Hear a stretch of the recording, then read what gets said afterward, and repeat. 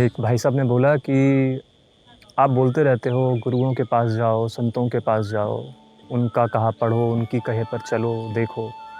लेकिन ये पॉसिबल कैसे है? हम तो सांसारिक हैं, हम लगातार नहीं कर सकते वो सारा काम।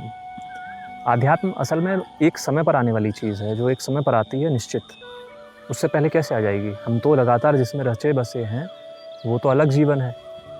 तो आप ये बार-बार बोलते हो तो ये बहुत ही इम्प्रैक्टिकल है, यानी कि ये हो नहीं सकता हमसे। आएगा जीवन में, धीरे-धीरे आएगा, उम्र गुज़रेगी, इंसान सोचेगा, अपने आप आएगा, प्रकृति जैसे-जैसे ले जाएगी, वैसे-वैसे जाएँगे। प्राकृतिक रूप से तो ऐसा ही होना चाहिए। आध्यात्म कहीं ऊपर से टपकेगा नहीं एकदम से आपके जीवन में, मतलब ऐसे जैसे न्यूटन के जीवन में सेब टपका था ना ऊपर से, बिल्कुल ऐसे नहीं टपकेगा आपके जीवन में आध्यात्म। अरे! अब एकदम से आया।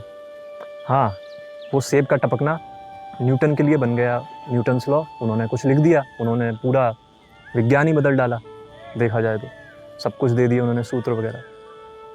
तो हमारे जीवन में क्या टपकता है? हमारे जीवन में टपकता है दुःख। हमारे लिए वो दुःख ही वो सेब है न्यूटन का, जो लगातार टपकता रहता है, इधर से टपका, उधर से टपका। अब वो हमें डिसाइड करना है कि क्यों टपका। उन्होंने भी सोचा ना कि टपका क्यों सेब, वैसे ही हमें सोचना पड़ेगा कि दुःख टपका क्यों? आखिर क्या हुआ, क्या ऐसा हमारे साथ? हमने किया क्या ऐसा?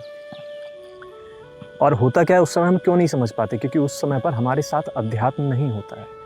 अगर हम ये संत हैं और ये हमारा जीवन है, ऐसे दोनों को बराबर लेकर चलते हैं, तो यहाँ जो भी घटित होता है, यहाँ से मिलता रहता है कि चल क्या रहा है जीवन में, आपके जीवन में चल क्या रहा है। जब ये नहीं होता तो बस यही होता रहता है, दुःख ही दुःख नज़र आता है हमें कोई शिक्षा नहीं मिलती उससे, हम कुछ सीख नहीं पाते, हम उस दुःख को भी बहुत अंदर तक महसूस नहीं कर पाते, हम ग्रहण नहीं कर पाते।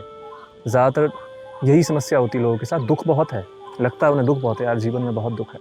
गौतम बुद्ध ने भी बोला दुःख बहुत है, लेकिन गौतम बुद्ध ने सिर्फ इतना नहीं बोला सर कि दुःख बहुत है, संसार में दुःख है। उसके बाद वो ये भी बता कर गए कि संसार में दुःख क्यों है। बड़ी बात वही है जो उसके बाद बताई उन्होंने।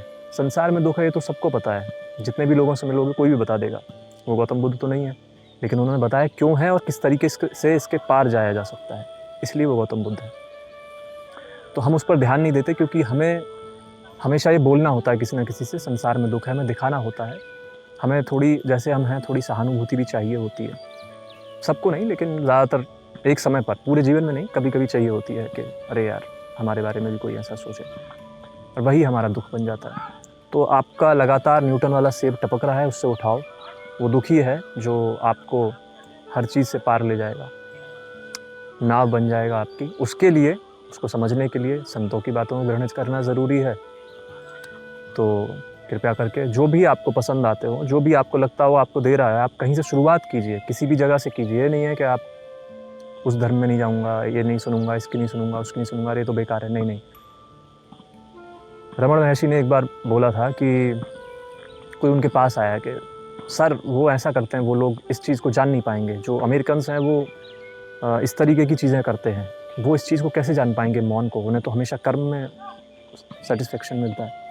तो उन्होंने कहा तुम यहाँ पर ये बात करने आए हो कि वो कैसे जान पाएंगे, या अपनी बात बताने आए हो, अपनी बात करने आए हो, अपनी बात करो। तो दूसरों में ये देखना बंद करो, पहले जो हमारे अंदर चल रहा है हम उसको जानें, क्या चल रहा है, क्यों चल रहा है, और वो क्या कहना चाह रहा है।